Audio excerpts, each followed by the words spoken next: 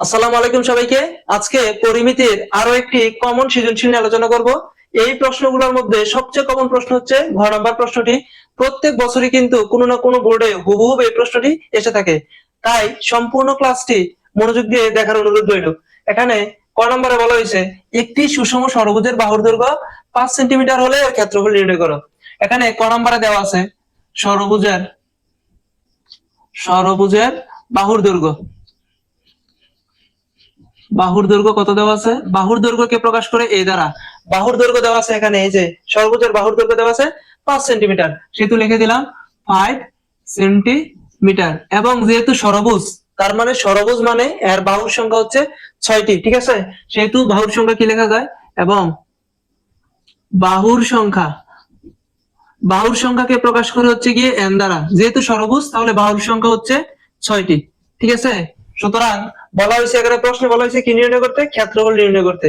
সুতরাং ষড়ভুজের ক্ষেত্রফল, সুতরাং ষড়ভুজের ক্ষেত্রফল। ষড়ভুজের ক্ষেত্রফলের সূত্র কি?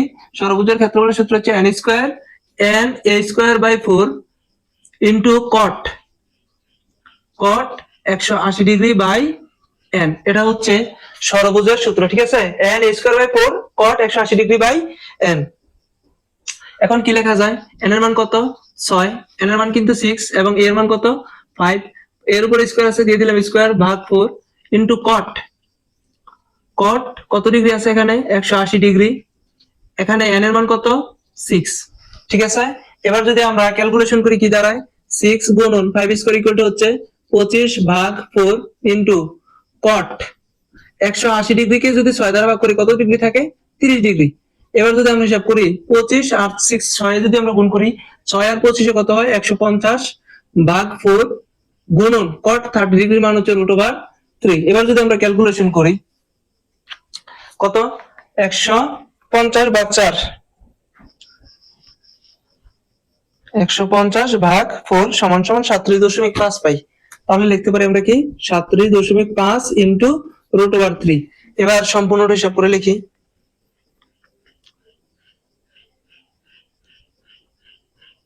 37.5 তাহলে কত দাঁড়াইছে?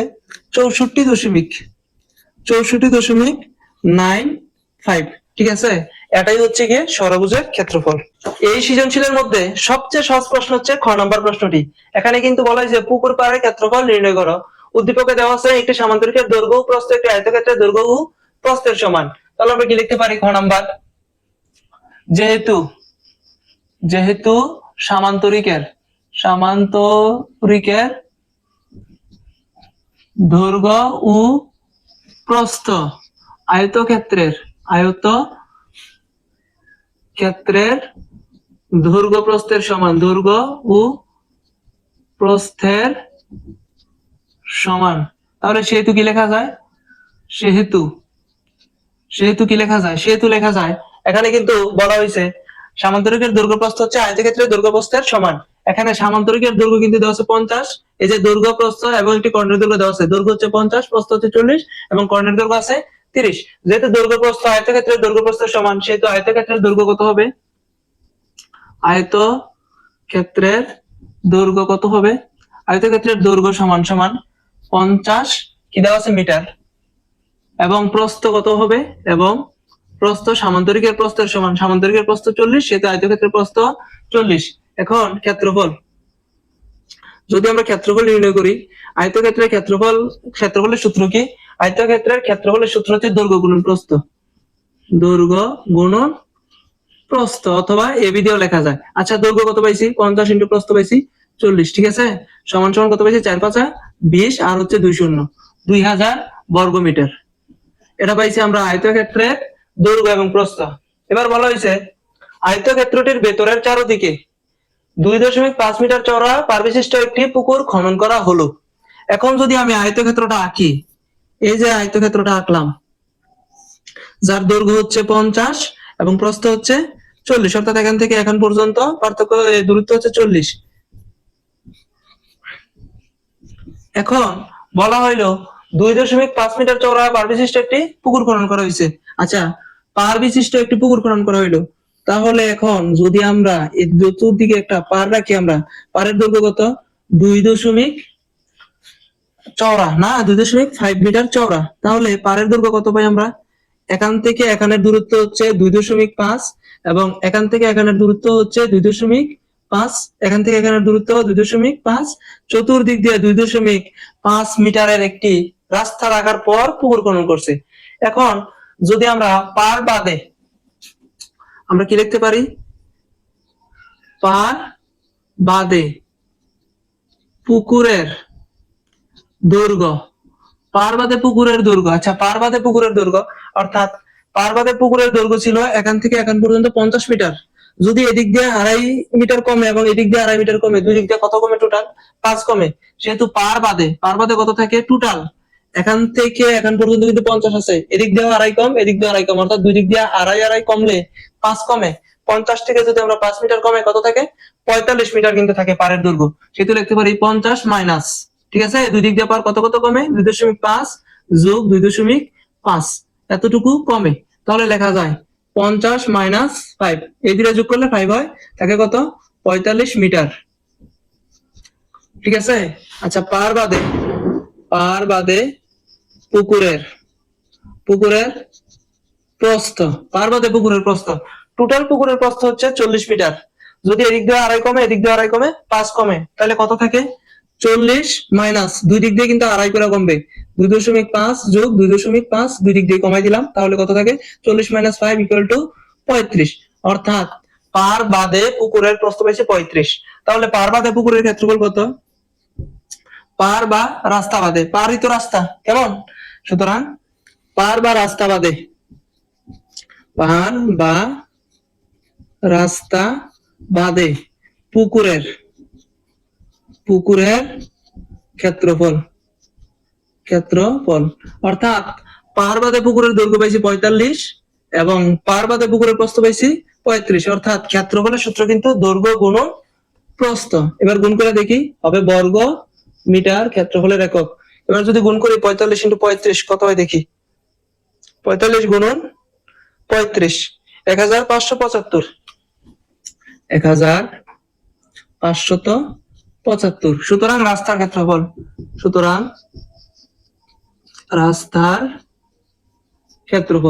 রাস্তার ক্ষেত্রফল যদি আমরা নির্ণয় করি, এখানে রাস্তা সহ ক্ষেত্রফল ছিল এত এবং রাস্তা বাদে ক্ষেত্রফল ছিল এত পুকুরের। সুতরাং এটার থেকে এটা বাদ দিলে কিন্তু রাস্তার ক্ষেত্রফল থাকে। সাপোজ মনে করো ভিতরের অংশ হচ্ছে গিয়ে এই 10 শতক, 10 শতাংশ জমি অথবা 10 শতক, গন্ডা যাই বলো, 10 শতক, ঠিক আছে। ভিতরের এই যে রাস্তাটা, এই যে এতটুকুর মান হচ্ছে 10 শতক, শুধু রাস্তার মান হচ্ছে গিয়ে এই যে রাস্তাটা শুধু এটা মাপলে হয় 2 শতক। কত? 2 শতক। তাহলে মোট রাস্তা সহ জমির মান দাঁড়ায় কত শতক? 12 শতক। অর্থাৎ এখান থেকে এতটুকুর মধ্যে টোটাল হচ্ছে 12 শতক এবং পুকুর হচ্ছে 10 শতক এবং রাস্তা হচ্ছে 2 শতক, টোটাল হচ্ছে 12 শতক।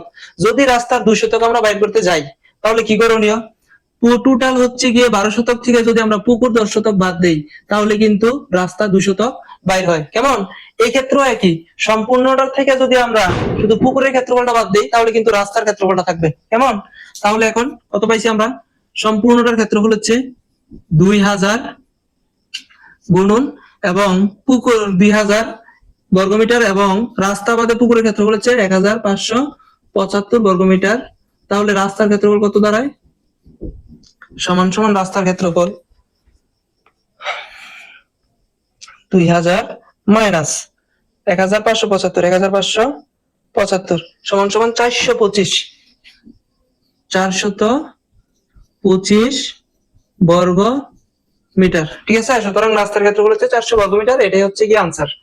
এই সৃজনশীলের মধ্যে সবচেয়ে গুরুত্বপূর্ণ প্রশ্ন হচ্ছে ঘ নাম্বার প্রশ্নটা। এই প্রশ্নটা কিন্তু প্রত্যেক বছরই কোনো না কোনো ঘুরে এসে থাকে, একটু মনোযোগ দিয়ে দেখবা, সহজে বুঝতে পারবা। এখানে বলা হয়েছে সামান্তরিকের অপর কর্ণের দৈর্ঘ্য নির্ণয় করো। তাহলে এখানে সামান্তরিকের দৈর্ঘ্য, প্রস্থ এবং একটি কর্ণের দৈর্ঘ্য যথাক্রমে 50, 40 এবং 30 সেন্টিমিটার দেওয়া আছে। শুরুতে যদি আমরা সামান্তরিকটি আঁকি, দেখতে এরকম দেখায় কিছুটা, অর্থাৎ সামান্তরিকটার দৈর্ঘ্য হচ্ছে এখান থেকে এখানে দিয়ে দিলাম আমি এ বি সি ডি, এটা হচ্ছে সামান্তরিক। এবং সামান্তরিকটার দৈর্ঘ্য দিচ্ছে 50, এখান থেকে এখানে দৈর্ঘ্য হচ্ছে কত? 50 সেন্টিমিটার, ঠিক আছে, 50। এবং এখান থেকে এখানের দূরত্ব প্রস্থ হচ্ছে 40 সেন্টিমিটার, এবং বলা হয়েছে একটি কর্ণের দৈর্ঘ্য এবং একটি কর্ণের দৈর্ঘ্য দেওয়া আছে কত 30। সেহেতু কর্ণ যদি আমরা আঁকি এখান থেকে এখান পর্যন্ত, তাহলে এখান থেকে এখানের দূরত্ব হচ্ছে 30 মিটার। ঠিক আছে, তাহলে দৈর্ঘ্য পাইছি 50, প্রস্থ পাইছি 40 এবং কর্ণের দৈর্ঘ্য পাইছি 30।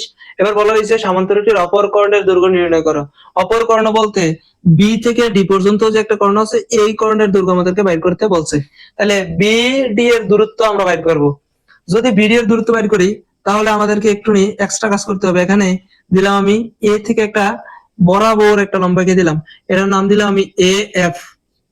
ঠিক আছে, আবার এদিক দিয়ে একটু বাড়াই দিলাম এবং এদিক দিয়ে একটা এঁকে দিলাম, এটার নাম দিলাম আমরা ই। অর্থাৎ বড় কর্ণের দৈর্ঘ্য বের করতে গেলে, বৃহত্তম কর্ণের দৈর্ঘ্য বের করতে গেলে কিন্তু আমাদের এই যে উচ্চতা বের করতে হবে, সেজন্য এখানে একটা দাগ দিছি। কেমন? এখন দেখা যাক কি কি বের করতে পারি। এখানে কিন্তু একটা ত্রিভুজ আছে এ বি সি, একটা ত্রিভুজ না? এখানে কি লেখা যায়? নাম্বার গ, এখানে ত্রিভুজ এ বি সি এর অর্ধ পরিসীমা, আচ্ছা দিলাম আমি অর্ধ পরিসীমা। অর্ধ পরিসীমা, অর্ধ পরিসীমা প্রকাশ করে এস দ্বারা, অর্ধ পরিসীমাকে প্রকাশ করে এস দ্বারা। অর্থাৎ অর্ধ পরিসীমা বলতে এখানে টোটাল পরিসীমা কত আছে, এখান থেকে এখান 40, 40 এর পরে এখানে আছে 50, তাহলে টোটাল হইছে কত 90, 90 সাথে আরো 30 যোগ, তাহলে কত হইছে 120। তাহলে অর্ধ পরিসীমা আমরা কত পাই?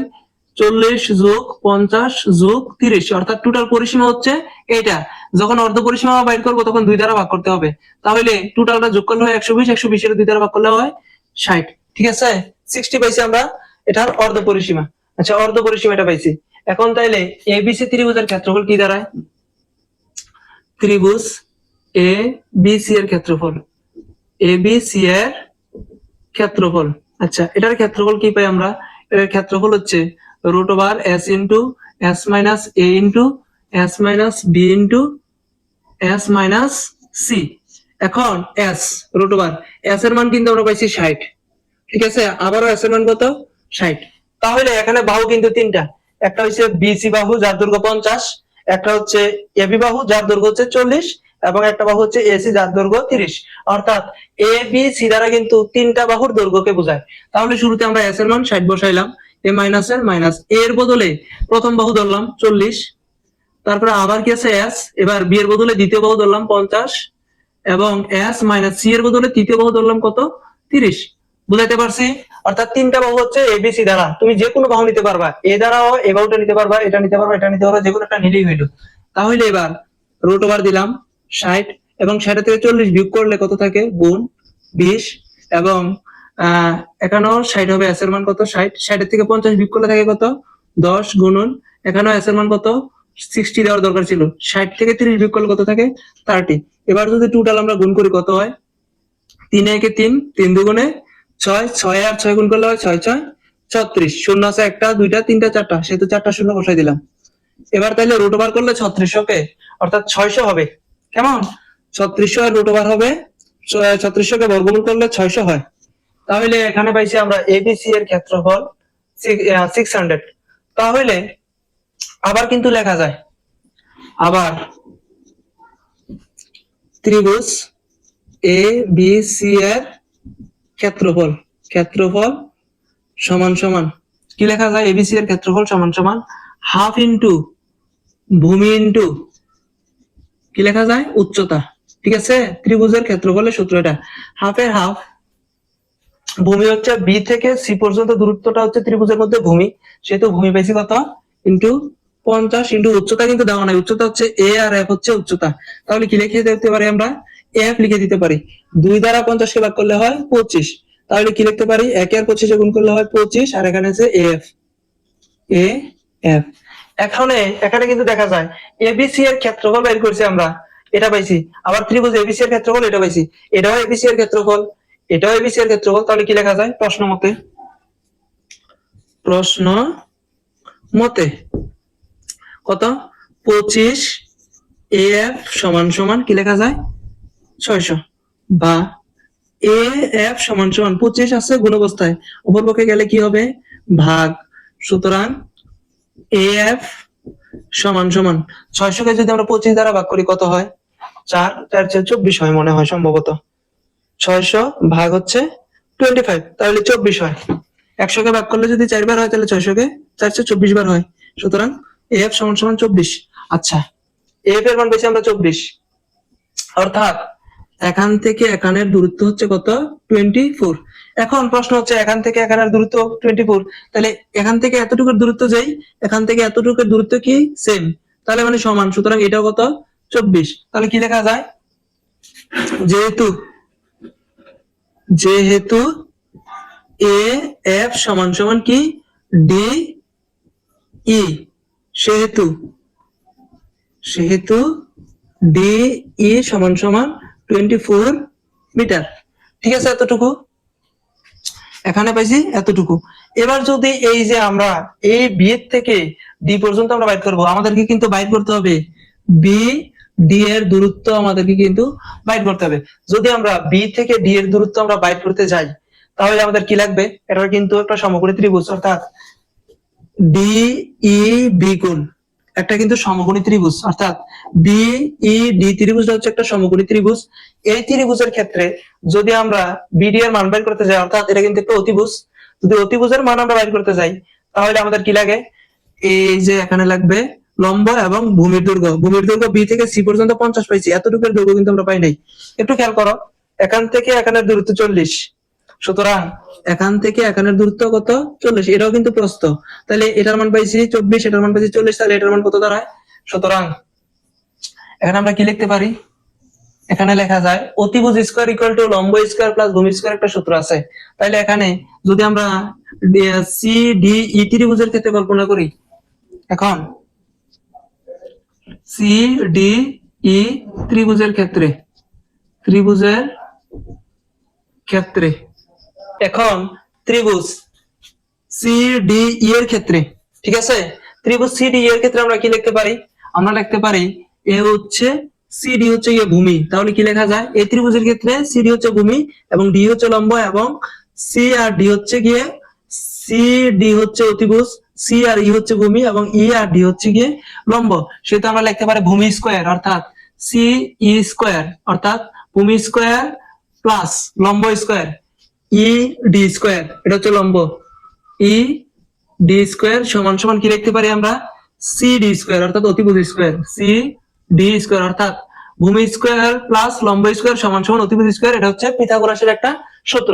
সেহেতু এখন কি লেখা যায়? বা সি ই স্কয়ার এর কোনো মান নাই, সেহেতু লিখে দিলাম সমান সমান সি ডি স্কয়ার সমান সি ডি স্কয়ার। এখানে ই ডি স্কয়ার কিন্তু প্লাস এর, যদি অপরপক্ষে নেই তাহলে চিহ্ন বদলায়, অর্থাৎ উল্টায়, তাহলে মাইনাসের চিহ্ন হয়, ই ডি স্কয়ার হয়। ঠিক আছে, অর্থাৎ প্লাস একটা অপর পাশে নিলে হয় মাইনাস। বা সি ই স্কয়ার এর মান আমরা বাইর করব, সি ডি স্কয়ার এর মান কত?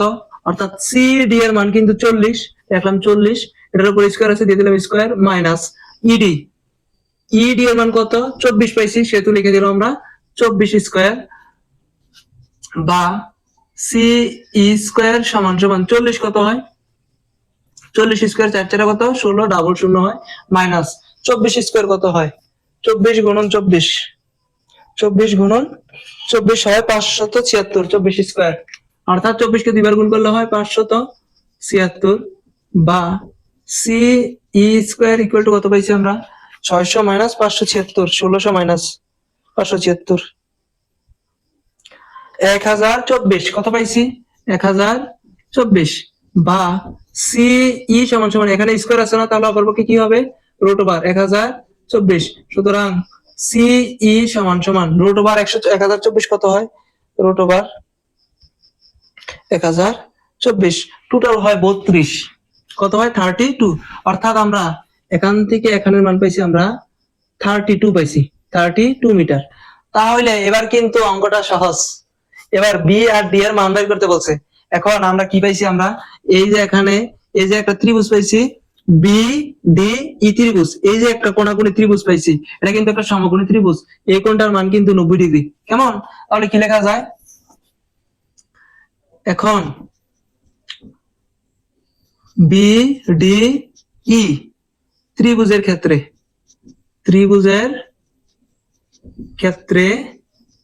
কি পাইছি আমরা?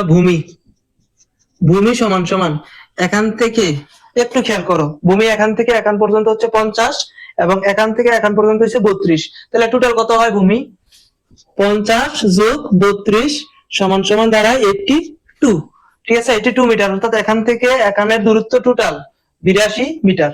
এবং লম্ব, ভূমি লিখে দিলাম আমি, ভূমি দিয়ে দিলাম, ভূমি কি বি ই সমান সমান এত, এবং লম্ব, কি লম্ব হচ্ছে ই ডি পর্যন্ত, তাহলে ইডি অথবা ডি, লম্ব কত হয়েছে 24 আছে। তাহলে আমরা কি লিখতে পারি, এই যে বিডি এটা হচ্ছে অতিভুজ, তাহলে কি লেখা যায় বিডি স্কয়ার, অর্থাৎ অতিভুজ স্কয়ার ইকুয়াল টু লম্ব স্কয়ার প্লাস ভূমি স্কয়ার, তাহলে ডি ই স্কয়ার প্লাস ভূমি স্কয়ার অর্থাৎ বি ই স্কয়ার। এবার যদি মান বসাই, বিডি সমান সমান, এখানে কিন্তু স্কয়ার আছে, অপরপক্ষে গেলে কি হবে root over D E square plus B E square, বা কি লেখা যায় রুট ওভার ডি ই এর মান, অর্থাৎ ডি ই এর মান হচ্ছে 24, এটার উপরে কি দিতে হবে স্কয়ার আছে স্কয়ার প্লাস, আর বি এর মান কত পাইছি 82, 82, এটার উপরে স্কয়ার আছে স্কয়ার দিতে হবে, সমান সমান রুট ওভার 24 স্কয়ার। 24 স্কয়ার সমান সমান কত পাইছি, এই যে 24 স্কয়ারের কিন্তু এখানে মান আছে কত 575 পাইছি, 575 প্লাস 82 স্কয়ার কত আসে 82 গুণন 82 সমান সমান 6724, 6724 সমান সমান রুট ওভার, যোগ করলে কত দাঁড়ায়, যোগ হচ্ছে 775, 575, 575, 4 4 16। আচ্ছা আবার দেখি তো 24 স্কয়ার কত দাঁড়ায়, 24 গুণন 24, এটা হয়তো 76 হইতো, 76 75 না, 576, এটা কত হইতো 576। এবার কিন্তু যদি আমরা যোগ করি 576 যোগ 6724, 6724 যোগ 576 সমান সমান 730, কত দ্বারা কত পাইছি 730, 7300, টোটাল পাইছি আমরা 7300 সমান সমান, যদি রুট ওভার করি 7300 কে, তাহলে রুট ওভার 7300, এবার পাইছি 85.44, অর্থাৎ 85.44 মিটার পাইছি আমরা হচ্ছে গিয়ে বৃহত্তম কর্ণের দৈর্ঘ্য, অর্থাৎ সামান্তরিকটির অপর কর্ণের দৈর্ঘ্য পাইছি এত, অর্থাৎ বি থেকে ডি পর্যন্ত দূরত্ব হচ্ছে 85.44। তাহলে কি লেখা যায়, সুতরাং সামান্তরিকটির